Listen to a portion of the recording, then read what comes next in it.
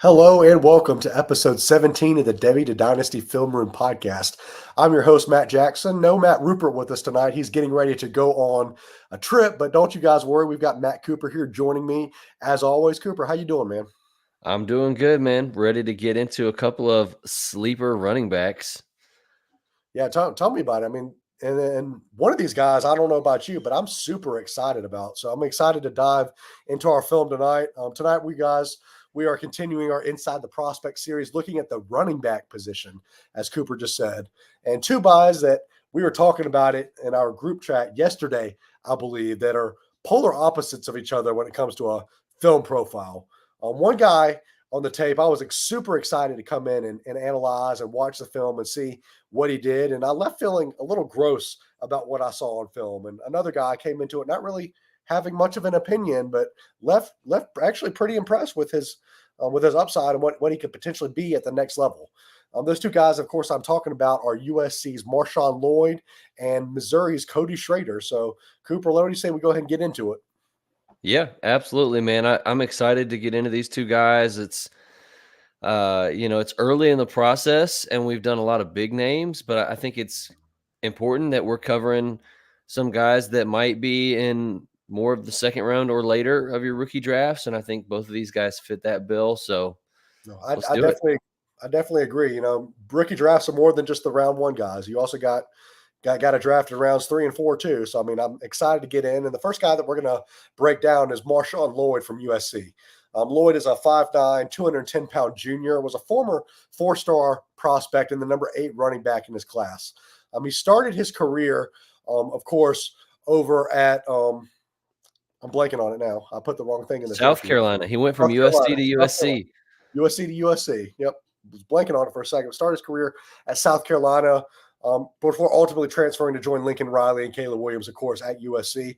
Didn't really do a whole lot to begin his career. He had an ACL tear that he had to rehab in his career, so that is something to at least monitor on him. But he improved at least stat-wise every single year. Finished this last year with 820 yards and 9 touchdowns. But I'm excited to dive into these guys, and we're going to start with Marshawn Lloyd. And, of course, one of the things that we always look forward to when breaking down these prospects, the very first and foremost thing that we're going to look at is vision. And when it comes to vision, Cooper, I don't know about you, but when I was watching Marshawn Lloyd, one of the things that really stood out to me was his vision or the lack of vision, I will say. So it stood out to you in a negative way. In a negative way. Yeah. One of the things that I look for, and we talked about this pre-pod, vision is probably one of the most important traits for a running back position. And he just didn't have it when I was watching his film. Too many times he was running up the lane and he had a wide open lane right in front of him, the ability to get at least 5 or 6 more yards. And he made a jump cut or a sidestep back into traffic, cutting back into the defender's arms. And that wasn't just a one-off thing. I mean, he did this time and time again. And I don't know about you, but vision was just not it for me. Yeah, I mostly agree with you on that. I will say I was really excited to dig into Marshawn Lloyd because when I've watched games live this year, there has in basically every game that I've watched been at least a play or two that really popped on film. Like he's he's got some exciting stuff. And so we're kind of starting off with a weakness here, and it's going to sound like we're dumping on him. Um, but yeah, I mean, it's good to see that explosiveness back, which we'll talk more about in a minute after those early college career knee injuries. And it took him a while. It's like he was kind of left for dead. And then this year he kind of burst back onto the scene. And I was happy to see that for him. But yeah, I'm with you. Probably out of everybody that I've scouted in this class so far, and I think we're up to 6 running backs now that we've scouted. That's right. Yeah. I would say he's got the most questionable vision for sure out of all 6 of those guys. Um, Everybody we've talked about, if you've been keeping up with the podcast so far, everybody we've said, for the most part, like they're following their blocks well, they're hitting the right holes. Not Marshawn Lloyd. Yeah. No. Marshawn Lloyd, he had a really heavy tendency towards bouncing it outside. And to go backwards, like if a block was whiffed or somebody got in the backfield early, he tried to go backwards to kind of go around them, and that bit him in the butt a couple times. I saw some big losses where he tried to run backwards to get away from guys. And the moments that I saw, I will say his second level vision is good.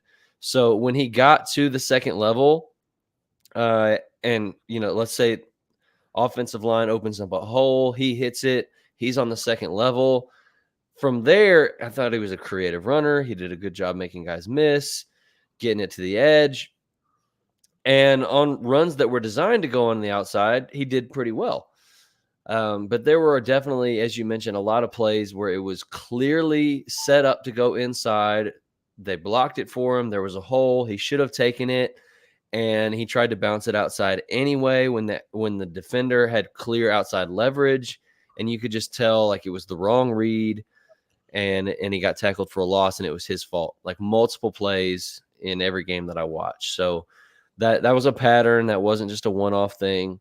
And it's definitely something that NFL teams are not going to like at all. I think this is, for me, we're going to talk about some of the positives in a minute, but it's just hard when I think about what an NFL team wants, right? First and foremost, they want you to follow the blocking schemes, get what's blocked for you, and get those tough yards and keep the offense on schedule. As a running back, like that tackle for loss, and now it's 2nd and 13, like that kills drives. And so you really want every run to get at least 3-4 yards. And Marshawn Lloyd, right now, I just don't think he's that guy. Like I think he's going to end up in the doghouse pretty quick unless he improves in this area. Yeah, he's not a guy. One of the things you mentioned, I mean, you want somebody to get the yards that's blocked for you, but then you kind of want a running back that can create on his own. And if it's not blocked for you, can at least get a few yards and make something out of nothing. And that just wasn't the game that I saw from Marshawn Lloyd, not Lynch. Pretty Marshawn big Lloyd. difference there. Pretty big difference. But Marshawn Lloyd, that wasn't his game. And I think that kind of speaks to his elusiveness too. We'll get into that now. Don't worry, we are going to hit on some really good stuff because I do think there was some good stuff in his game. But when it comes to his elusiveness, I don't know about you, but to me, he looked almost stiff. Didn't really do a lot laterally that just left me going, wow, like that was a good cut or that was a good dead leg. That wasn't necessarily his game in the film that I watched any. But can you speak on that at all? Oh, I saw a lot of that. I thought that was a strength for him for sure. I thought, especially like when he got up to speed. So his acceleration really, really good. And when he accelerated and got downhill, I really liked his ability to change direction without slowing down and really explode through his cuts. So yeah, I mean, I saw some cuts that I really, really liked where he planted one leg or did a jump cut and then accelerated out of it. I saw him get to the second level, make a guy miss, get extra yards. So I thought his elusiveness was, at least of the guys that we've watched so far, I thought it was better than Trey Benson. I thought it was better than it was probably right up there with Blake Corum. Better than Braylon Allen for sure. Who else did we watch? We watched Wasn't better than Irving. Irving was the best. No. Irving's the most elusive back we've studied so far, but I thought Lloyd was right up there in terms of one of the most elusive backs we've studied in this class. So maybe it was just the games that I was watching because I will say, and it's important that I mention this, I almost saw a tale of two backs because when I was watching one of the games, I forget who exactly, it might have been Utah that I was watching. He didn't show a lot of elusiveness. He didn't show a lot of vision. That's when I felt harped on him the most. But then I turned on the Arizona State game, and he looked like a completely different back to me. I mean, this game, his agility was on display. I mean, he dead-legged a guy into the abyss, it felt like, on the way to like a 40-yard run. Like it was an amazing cut. His lateral agility was on display. He was even, believe it or not, choosing the right lane more often than not in that game. So I almost felt like with Marshawn Lloyd, when it came to his agility and, quick area burst, this felt like it was something where it was a display of two different running backs that I saw. So I know that he can do it. I know that he has the ability to do it because I saw him do it in the Arizona State game. So I thought that's at least important to note because I did see it at least in that game. Yeah, I mean, and Utah is one of the toughest defenses in the country. He only saw 7 carries in that game. And just to let everybody in on our process, the way that we do this, just from a time perspective, since we're doing it every single week, we don't have time to watch like 6, 8 games for each guy every single week. So we do two games each, and so between the two of us, we've got a 4-game sample size. That's in addition to we're both Devy guys, so we've been watching these games live for years, but this is now kind of our deeper study of the all 22 film. So we watch every snap so we can get the strengths and weaknesses from this all 22 coaches tape, and we're trying to observe patterns. So if we just see something once, we're not going to mention it. So just if you're new to the show, just wanted to give you a little insight on our process. And so we don't talk to each other a whole lot about what we saw. We come on here and get each other's kind of live reactions. What did you notice? What did I notice?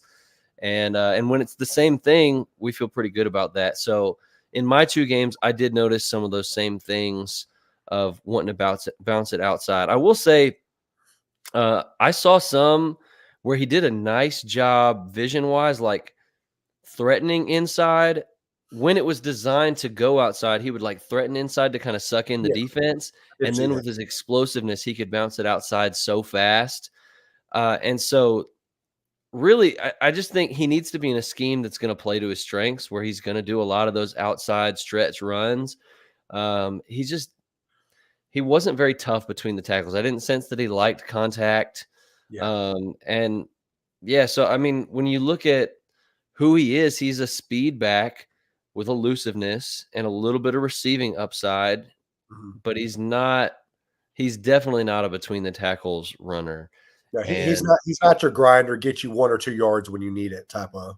yeah, my biggest fear with him is just getting doghoused. Like, because some of that, I hate to use the word soft, but when you're bouncing everything outside and you don't want to run between the tackles and you're turning your back to contact and you don't seem to like getting hit very much, like that's my biggest concern for Lloyd is the doghouse with a coach. And he might not get draft capital either because he's got that injury history and a little bit of an older prospect, and he didn't really do anything until this year. So that's my concern. If he's day 3 and he's got to earn his way into the coaching staff's good graces, I think there's going to be a lot of things, at least at this point in his development, that a coaching staff is not going to like. Yeah, But there's a lot that they are going to like, exactly. and And there's let's talk about traits. what. There's traits Let's, for sure. yeah, let's talk about one of the things that we are going to like. We just talked about his power and contact balance a little bit, so I'm not going to harp on that too much. I mean, I just saw the same things. Wasn't really a guy that liked a lot of contact. Didn't break a ton of tackles once somebody got their hands on him. But one of the things that I did like is his athleticism, his speed, his burst, his initial burst, his ability to Mhm. get at top speed fast and cut without losing much speed at all. Especially in the Arizona State game that I watched, it looked like every single play he was shot out of a cannon, and he Mhm. got top speed pretty fast. Had really good initial burst, and his long speed was there. So I think that's an area that he definitely has pros with. I mean, he's a speed back, but he's also got some decent size to him. I mean, he's not light by any stretch of the imagination, right? He's like what did I say, 210? Yeah, I mean, we'll see when the 210 pounds? combine comes. Like Yeah. those college measurements can be super off sometimes. But yeah, I mean, he's listed 5'9", 210. That's a good body mass index right there. Um, Solidly built guy. And yeah, I think he's the most explosive guy we've studied so far. I would go as far, like, I like Bucky Irving better as a player, but I think in terms of just pure explosiveness, 0 to 60, I think Marshawn Lloyd's got him in that department. He's just electric. He's like, when he gets the ball in his hands, he can house call any run, any play. And that's what you love about him, because there's just not that much of it in this draft class. Yeah. So I think that's why when I was watching him live during these games this year, he always popped on film to me, because he would get the ball and it was just like, wow, he's fat. Like, that's an NFL trait right there. You can't teach that. You can't even hardly improve that. It's just you either have it or you don't. And he has it. So that's one thing that That's why I was I love. excited to come to his tape, because whenever you watch USC games, that's what you saw. Like, he popped in that Yeah. department. And he averaged 7 yards a carry this year, which is really good. And he had a really good season. So, um, it feels like we're bashing on the guy. I think it just the vision is concerning because it's so important for the running back position, and it'll keep you off the field. So I think that's the biggest concern is it feels like he's got all these positive qualities, but what do I do with these glaring negatives? Yeah. Where do I rank him because of that? So I think scheme that he lands in and draft capital, all that is going to factor pretty heavily into where I end up, how I end up feeling about Marshawn Lloyd. But I for think right one thing now, that it's a pretty big deal breaker, the vision thing, honestly. I think one thing that does kind of save him too, and we're going to talk about this in a second. I mean, his third down skill set is there. I would say he's a willing and able blocker. From what I saw, he wasn't getting pushed around. At least when he was coming in on third down reps blocking, a lot of times. He has decent enough hands. I'm not saying he has the best hands out there because I did see him drop a few passes, but he's got decent enough hands that he can be used on a third down pass play. The one thing that I am worried about him is I didn't see him run a lot of specialized routes. He's not doing a lot of crazy things from a route running perspective. He can catch a dump off screen, but he's not a guy that's going to run a angle route or run a table route, any of those specialized routes. I didn't see him do that a lot of the I time. saw some wheel routes. In my games, I think in both games, at least once, I saw him lined up out wide and running a wide receiver route, which I thought was interesting. And he didn't look out of place doing it. I mean, they were simple routes. It was like a go route or a fade. Yeah. It wasn't like he was like running anything complicated, but he was lined up out wide. Yeah. So, yeah. Well, that's helpful to know. I didn't see that a lot on the tape, so I'm glad he can at least do that. Yeah, I mean, So he only had, how many catches did he? He had 13 catches this year. So he doesn't have an extensive catalog of like receiving work to go off of in college. But I don't think I saw what you saw in terms of pass protection. He looked comfortable doing that. I saw a couple of good blitz pickups. So I don't think he's a guy that you're going to have to take off the field on third down. And he certainly is has he the gonna- speed for it. So but at the end of the day, is he going to be on the field with his vision? I mean, I think that's what we're going to ultimately come back to with him.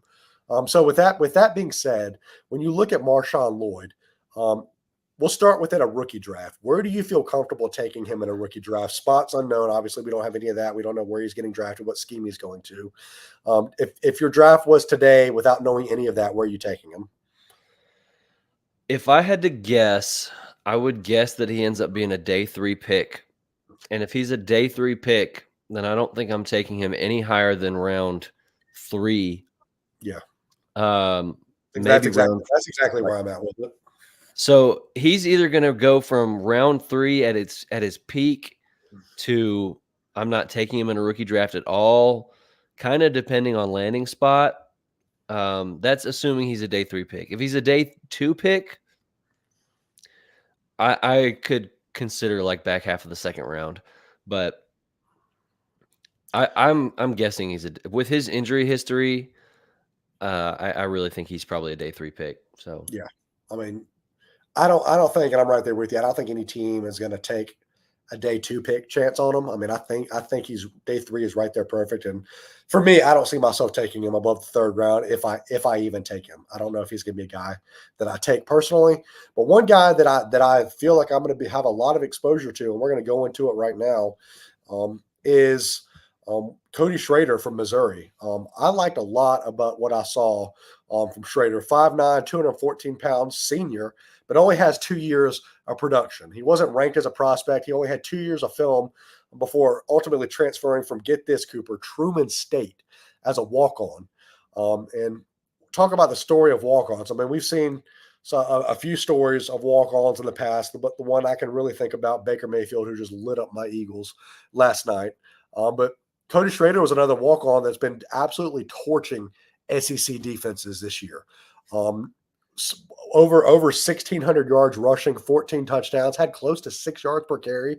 I mean, for a guy that's a walk-on, this guy was absolutely torching the elite of elite defenses. So this was a guy that I'm excited that I came into the film not knowing a lot about, but I left pretty excited about him.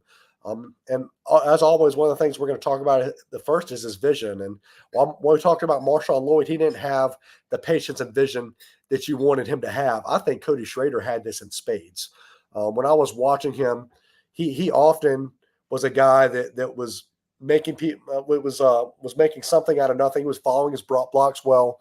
He was always choosing the right lane. It felt like. I mean, he had, I wouldn't say elite vision, but he had pretty substantially good vision. So this was an area that it was definitely a plus for me. What did you see when it came to it?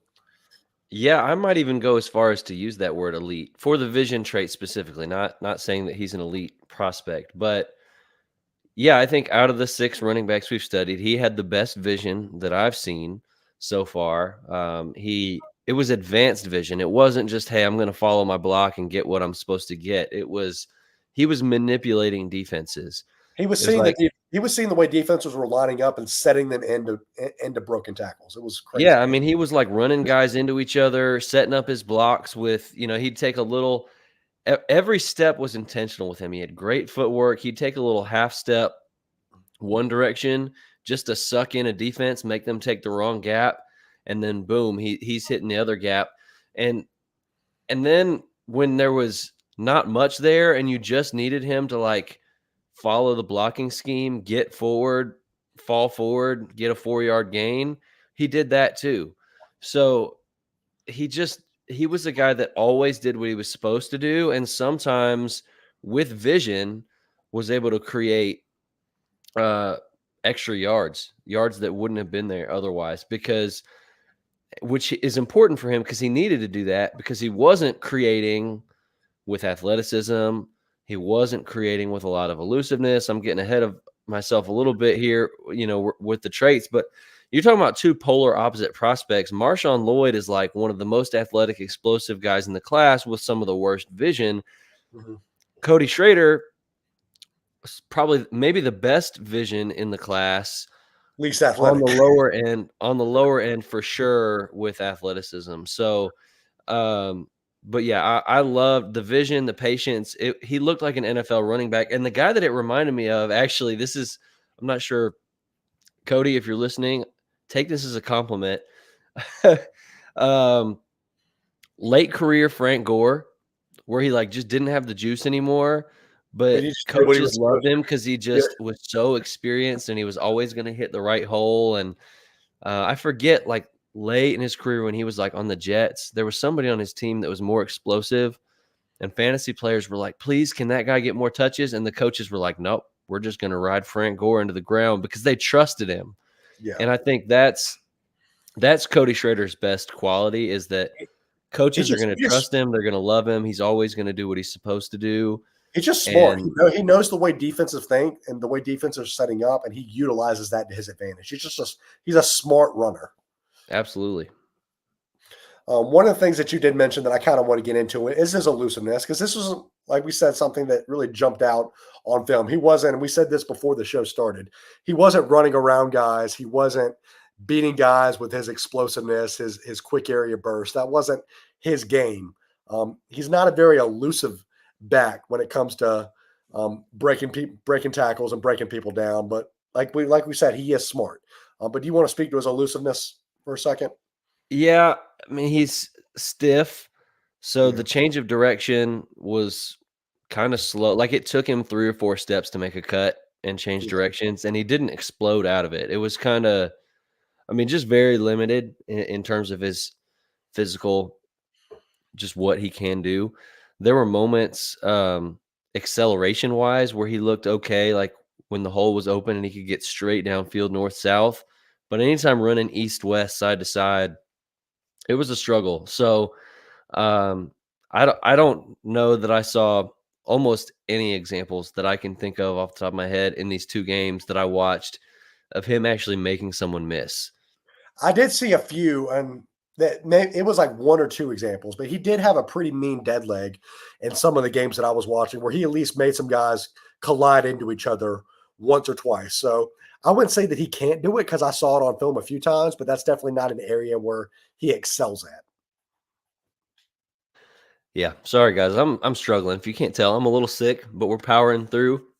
So I keep getting up to get a tissue. I needed some water because my voice is dying on me here. But Yeah, uh, yeah, I mean that's my concern with Schrader because he was a fun watch. I mean, just like you said, smart, just always doing what he's supposed to do, and um, he ran hard, like tough. I mean, I think the next thing we're going to get into is contact balance. He lowered the pads. I saw him drop the boom. He almost always fell forward. He had good balance. Um, he's not like the strongest guy in the world. I didn't feel like he was like dragging tacklers or doing the Javonte Williams thing where it just takes six different guys to try to bring him down. Like he's not one of these guys with the massive leg strength, and he's not a huge guy. I mean, he's 5'9", 215, which is like good size, but not amazing. But he ran tough. He seemed like he relished contact, did not shy away from it at all. Could take a beating and keep on ticking. He also carried a heavy workload for Missouri this year. I mean, there were a lot of games where it was like 20, 30 carries, yeah, and he held up to it. So I don't know that I'd say he's the most powerful guy, but he definitely is a really, really tough runner. yeah. And Tell you what I so like. I'll tell you what I liked about him. just He a blue looked like collar guy. he looked like the type of running back that gets better as the game goes on. He didn't wear down to the level that I maybe saw somebody like Marshawn Lloyd wear down as games went on. He looked like he got better. He looked like he relished at least hitting guys and absorbing that contact. I mean, that's something that I like to see in my running backs. Like I want to see somebody that is going to wear a defense down, and I think that's what Cody Schrader can do. He can be a guy that wears a defense down with his high IQ, with his ability to create on his own. I mean, the vision, his ability to follow his blocks, and just be a guy that coaches can rely on. I think that's something that he's going to excel at. Yeah, I think yeah, he's a good player. He's a good football player. I'm still a little concerned how that lack of like if you're lacking athleticism noticeably on in college games, I just don't know how that translates where everybody in the NFL is bigger, faster, stronger. Yeah, Um, and I'm curious like where he's going to land from a draft capital standpoint. I don't think the combine is going to be very kind to him. Um, but yeah, I mean, he's just a good player. He's a good football player. I worry that he's not going to be athletic enough to get the job done at the NFL level. yeah, And if he is, he's going to be one of those guys that is inefficient with his touches and he's getting volume and everybody is screaming for him to get replaced because the coach loves him, but the fans don't and the fantasy players don't. You know what I'm saying? Like yeah, I think to me, and I'm getting ahead of myself again going into comps here. Gus Edwards is a guy that I think of mm, for Baltimore. Like he's always hitting the right hole. He's a tough runner. He's not athletic at all. His cuts are just okay. Um, doesn't have a lot of acceleration, and so he's an okay. Even when he gets the opportunity, he's just okay from a fantasy perspective. yeah, The thing that I think might separate him from a guy like Gus Edwards is the third down skill set, which I think we're about to talk about yeah, because I really was surprised and liked what I saw a lot from Schrader in the third down skill set department. Um, and that might be the thing that elevates him above just being that day three backup level running back. What did you see there? I will say I was excited from a third down skill set in his pass catching. He lined up in a lot of different spots in the game that I watched, and he ran really good routes. He had soft hands. He was a guy that would catch the ball and go to do something with it, which I was really excited to watch him. Um, he knew he had a plan after he caught the ball, and that's something that you've always talked about, wanting your guys to be able to have a plan when you got the ball in your hands. I mean, I thought he did that really well. One of the things that I wasn't too excited for him when it came to a third down skill set was his pass blocking. I saw him whiff on a lot of pass block reps. And that's got me a little worried when it comes to, I mean, if you want a guy that's not going to be explosive, that's not going to be the big play guy that you get on the field to score, to rip off a 60-yard touchdown pass or 60-yard touchdown run. And we didn't talk about his speed, but that's not an area of where he's going to rip off these 60, 70-yard touchdown runs. He's not a speed guy. I don't know if he's going to be a guy that coaches want on the field if they're going to be blocking. I saw him just whiff on too many blocks where guys were just coming straight at him, and he went under their arms. He tried to go high, and they kind of swooped around him. I mean, it wasn't something that was too terribly good when it came to that area, but I liked his pass catching. So it was a hit or miss for me. Yeah, I just didn't see a lot of pass pro reps in the 2 games that I watched. I actually did make a couple of notes of good rep or good blitz pickup.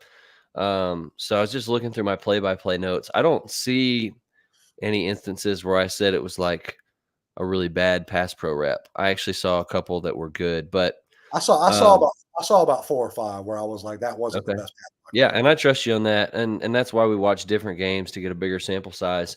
But the pass catching, he just looks so natural doing it. Like Yeah. he didn't have to pause to catch it. He wasn't fighting his hands. It was just very seamless from the catch to the run after the catch. And like you said, he caught it with a plan in mind.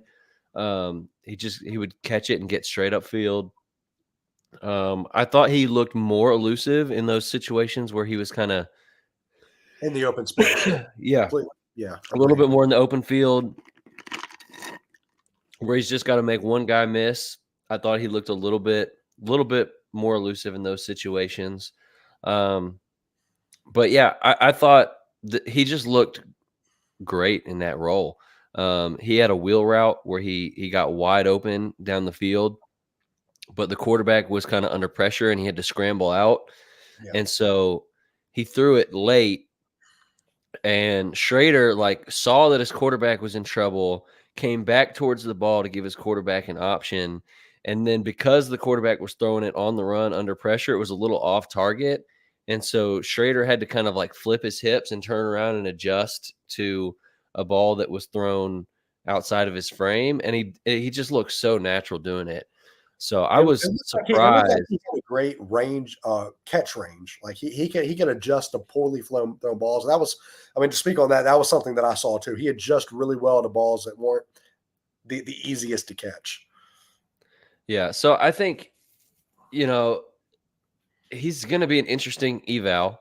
I believe he's going to the Senior Bowl, so he's got a chance to elevate his stock there potentially, like we saw with a guy like Tajay Spears last year. But it could go the other way because there's if he's rough in pass protection, like you're saying, there's a lot of one-on-one pass pro reps that you do in those practices at Senior Bowl with everybody watching. And I remember that from Chase Brown last year. Like Chase Brown was a guy that I was kind of excited about from his college tape. And then he went into the Senior Bowl and he just got destroyed in pass pro reps all week long. Yeah. So, if that is a real weakness for Schrader, it'll get exposed at the Senior Bowl. And I don't know that the combine's going to be too kind to him either, but he's got a lot of traits to like. Yeah. Both of these two guys, Lloyd and Schrader, they've got really strong strengths and really weak weaknesses. Yeah. And I'm not sure that Cody Schrader is going to be a day 2 pick. I think he's going to be a day 3 pick. I think he's going to be, at least to start his NFL career, in a backup role where he's not going to be on the field unless somebody gets hurt. And, you hope that a couple years into his career, maybe he Kyron Williams the thing, and the coaches love him so much that he gets a role and keeps it. But I don't think that this is going to be a guy that's going to be like a high day 2 pick, handed a starting job right off the bat. And so as a result, you're probably not going to take him any higher than round 3 of your rookie draft, I would guess. I'm taking him round 3, but I'm taking him higher than I'm taking Marshawn Lloyd. I feel like. I mean, of course, that's again without knowing any landing spots, any testing numbers, anything like that. I enjoyed watching Cody Schrader more than I did Marshawn Lloyd. Yeah, I think coaches, if you're talking about a day 3 guy that's going to have to earn his way into the coach's good graces and earn his way onto the field, I think Cody Schrader's game lends itself to that more, because he's a guy that the coaches are going to love. He's going to do everything right. He's going to, uh, he's going to hit the holes the way he's supposed to hit them. He's going to be physical. When he comes in, he might not be the most explosive guy in the world, but you're going to be able to run your offense, and he's not going to cripple you with mistakes. Yeah. Whereas Lloyd might. So, yeah, I think if you're betting on a day 3 pick, like who has a better shot of coming in and being a long-term starter, I think Schrader is your guy. Yeah. So, Yeah, for sure. yeah. Well, that about does us for tonight. We've wrapped up the 2 guys that we were planning on talking about. Cooper, why don't you go ahead and tell us where they can find you on Twitter? If they're listening to this on Apple Podcasts, not the YouTube page, where can they find the YouTube page? And then while you're at it, why don't you go ahead and tell them where we're watching all of this film at if they want to dive into the film themselves? Yeah, so you can find me at Devy2Dynasty FR. It's the number 2, not TO. That's on Twitter and on YouTube. So if you're listening on Apple Podcasts, you can find our YouTube channel, youtube.com/at Devy2DynastyFR, or just search the Devy2Dynasty Film Room. We are on here doing this show every week if you like watching us on video instead of just listening to the audio. And we're also going to be trying to get some film breakdowns to you guys in the near future where we can actually show you what we're seeing on tape and pause it and point things out instead of just talking about it on the airwaves. So, as in terms of where we watch all of this, the Dynasty Nerds Film Room. I'm the Dynasty Nerds Film Room coordinator. So there's a team of guys. We cut up all 22 so that people like us can go in and watch condensed games. So I could go watch every single snap that Marshawn Lloyd was on the field from an all 22 coaches tape in 7 minutes for a whole game. See all the strengths and weaknesses, none of the fluff, none of the commercials, none of whatever. So, I mean, it's the best, most efficient way to scout. It's, compared to just searching Marshawn Lloyd highlights on YouTube or going back and trying to watch a YouTube TV recorded game and like fast forwarding through commercials or whatever. It's going to take you an hour. This is the best way to scout a prospect. And we've got hundreds of cut ups from every major name in the 2024 class. So if you use promo code COOP, you can get 15% off your Dynasty Nerds subscription, and it'll help us out a lot. So definitely check that out. We highly recommend it. And if you guys want to check that out, there will be a link attached to this YouTube page and attached to the podcast. So you don't have to go forward, just scroll down, click the link, and it'll take you right where you need to go. But you guys can find me on Twitter at DevyMatt. Again, if you like the podcast and you're listening on Apple Podcasts, make sure to leave us a 5-star rating and review. We would highly appreciate that. If you're on YouTube, leave a comment, possibly. And we'd love to interact with you guys and have that chance to just break down more prospects with you guys. But until next time, we will be back next week breaking down more prospects for you guys, and we will see you then.